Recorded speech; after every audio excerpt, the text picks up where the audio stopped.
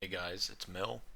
I wanted to make a video going over how I take my screenshots in War Thunder, what I believe to be the best practices, and then we'll do a little bit of how I edit my photos to make them look more realistic.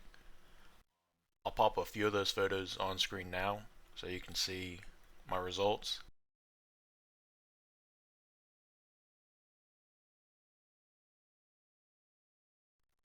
Hopefully there's something there you like, and I can show you how to take pictures just like that. Alright, one of the most important things I recommend doing is first off changing your graphic settings. This is important especially for older photos like World War II, maybe Korea. There's some photos taken from a plane maybe. If you go up here to options, graphics, and then change your settings to minimum, and go ahead and restart your game real quick, and I'll come back with you after that. Alright, here we are guys. As you can see, this is already looking better. A little more grainy, less detailed, just like the cameras of the day. The next most important thing I think that many people leave out is I'll put some pictures up, but especially with World War II photos, a lot of the vehicles aren't left blank. They've got like insignias or decals or whatever on them, or sometimes I have like bushes or decorators. So I think it's important that you put some of those on your tank. Personally, I like to do like colorful stuff. We can do like something like this. Uh, Something down here if I can remember where it is. And nose art. Put some eyeballs on it. That's always pretty funny.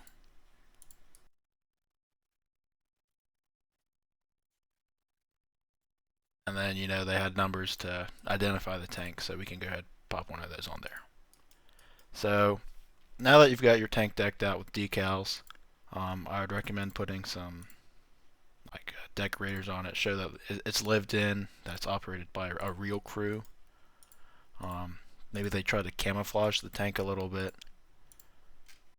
We can put something up here, like maybe they're using a machine gun to fend off people.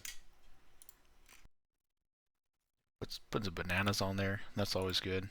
Crew might get hungry, and then they might get lonely too. So we'll pop one of these down. All right. Another important thing to consider when taking photos is the location it occurred, the time period that you're going for. So if you want to go in here and create a custom battle, um, I'm using the elephant. So that served against Russia 1940 something. So just pick a map that you think fits that time period, that location, that fuel you're going for. You can change the weather settings. Um, Maybe they're doing a night mission and it's storming. That'll you want to vary it up. The weather effects really add to the photo you're taking. Um, so yeah, just load into the custom battle. All right. You can also take these in actual games. Sometimes it's a little difficult to get the map you want. I'm just gonna do it in a custom game. One thing I like about historical photos is it looks like they're sort of candid. Some of them are posed, but I don't really care for the ones that are posed. I like the ones that there's a tank driving by. The guy's like, "That's neat," and he takes a picture. Um, so to achieve that effect, I'll just go about my game or my custom battle as normal. I'll maybe change the camera, and then I'll just take a screenshot. I just took one right there. Um, so I think that's gonna turn out pretty well because it's candid. We're driving down the road. It's like a guy was off to the side, took a picture. Um, I think action shots are pretty cool too. Um, if you go like this, you can shoot and then try to take a picture real quick when it's shooting. I'm not sure if we got that or not. Shoot stuff, take pictures of that, run cars over. You really get the idea. Alright, coming back to the hangar, we can either save this replay and rename it, or we can just go ahead and view it to get some additional pictures from maybe different angles we didn't catch before. Alright, we're loaded in. So we can go ahead and start taking pictures now, I guess. This allows you to get angles maybe you didn't have a chance to get when you're in the game. So, pose it there, you get that nice background. Take a picture there. If you really want to, you can use a free camera, get some like aerial photos. That's a picture right there. That's a nice background right there. Boom, that's a picture.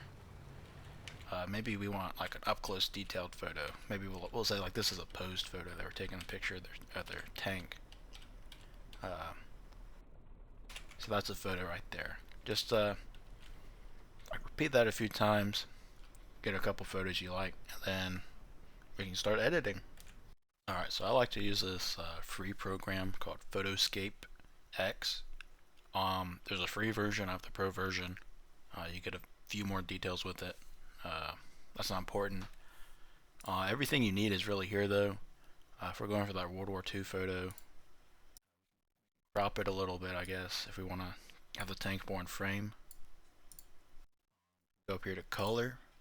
We can do black and white, or we can do grayscale. It's a little difficult to see the tank. Sometimes you might need to play with the color settings, lighten stuff, darken stuff. Just do whatever you think looks good, really. I think that looks pretty accurate for color grading. Hit apply. Come down here to adjustments. A lot of photos weren't like as crisp as this, so go down here to blur.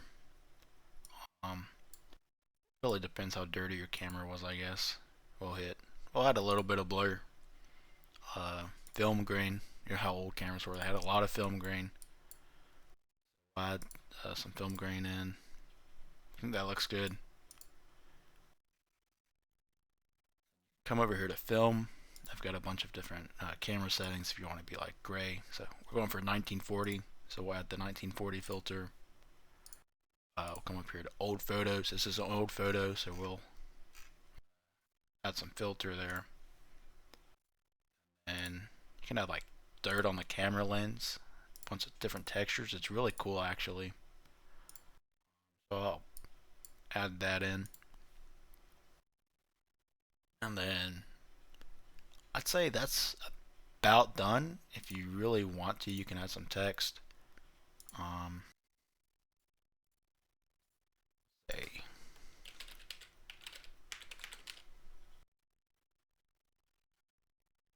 so well, this is like when the photo was taken.